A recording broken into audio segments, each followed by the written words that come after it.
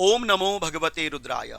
सन 2026 वर्ष की सबसे बड़ी पितृ अमावस्या माघ मास की कृष्ण पक्ष की पावन पवित्र पितरों को समर्पित मौनी अमावस्या 18 जनवरी दिन रविवार को हमें प्राप्त हो रही है। वैसे रविवार के दिन यदि मौनी अमावस्या पड़ जाए तो यह भी विशेष मानी जाती है और यह साल की पहली सबसे बड़ी अमावस्या है। अच्छा, क्यों करनी चाहिए विशेष पितरों के लिए समर्पित?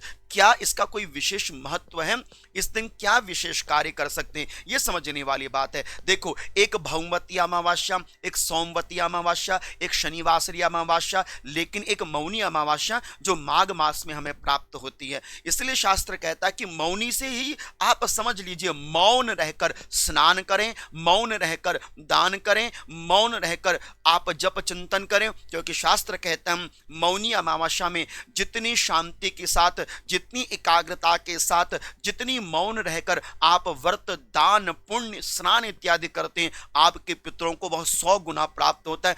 100 जन्मों तक आपने पितरों को तृप्त कर दिया, और सच मानिए इतनी भारी महिमा है मौनी अमावस्या की। अच्छा, क्या करना चाहिए मौनी अमावस्या में? सीधी सी बात है, समझ लीजिएगा कि पौर्णमासी देवताओं को प्रिय है, तो अमायाम पितृ देवता, अमावस्या के जो देवता हैं वह पितृ हैं। मेरा सनातन धर्म कहता है जितना तुम देवताओं को याद रखते हो उससे अधिक अपने पितरों को याद करो, क्योंकि उन्हीं की देन से तुम इस संसार में हो और देवताओं की पूजा कर पा रहे हो। क्या क्या करना चाहिए? ये 6 काम अमावस्या में आपने करना चाहिए। मौनी अमावस्या सीधा सा अर्थ है कि इस दिन आपने तिल स्नान करना चाहिए। बाल्टी में जल हो, जल में गंगा जल हो, गंगा जल में थोड़ा सा काला तिल मिला हो, हर हर गंगे करो, पितरों के नाम से स्नान कर लो। दूसरा, आपने एक लोटे में जल में काला तिल डालकर पितरों के नाम से अर्घ्य देना चाहिए सूर्य भगवान को। तीसरा काम, आपने एक लोटे में जल और जल में काला तिल डालकर भोले बाबा के ऊपर जल चढ़ाना है। याद रखना, महादेव पर चढ़ाया गया पितरों के नाम का जल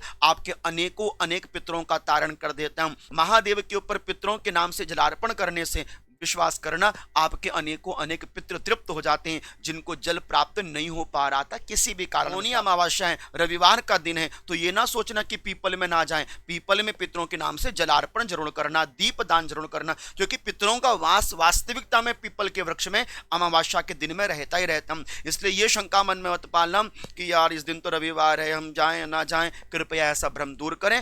पर्वों को देखना चाहिए, वार को नहीं देखना चाहिए। जब कोई विशेष पर्व आ जाता है ना, तो फिर वार को नहीं देखा जाता, उस पर्व की महिमा को देखा जाता है। इसलिए रविवार के दिन पीपल की जड़ में आप जल अथवा काला तिल अथवा दूध में काला तिल मिलाकर पितरों के नाम से आप जलार्पण जरूर कर दीजिएगा। लेकिन पितरों का उद्धार करने वाली कौन है? गौ माता।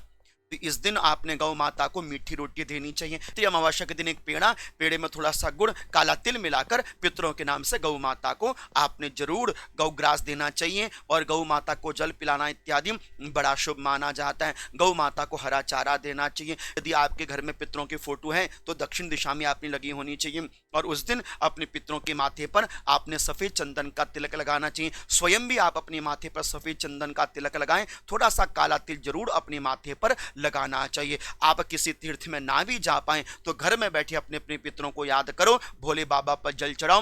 विश्वास मानना, जो फल आपको काशी प्रयाग आदि बड़े बड़े तीर्थों में जाकर प्राप्त होता है, वही फल आपको घर में बैठे बैठे प्राप्त हो जाता है। बताइए ना, कितना सरल काम है। कर सकते हैं ना आप? जरूर कीजिएगा। आशा करता हूं कि ये वीडियो अच्छी लगी हो। अच्छी लगी होगी तो आगे जरूर इष्ट मित्रों को शेयर करना। हमसे जुड़े हो तो जुड़े रहना, आशीर्वाद देते रहना मुझे। ओम नमो भगवते रुद्राय।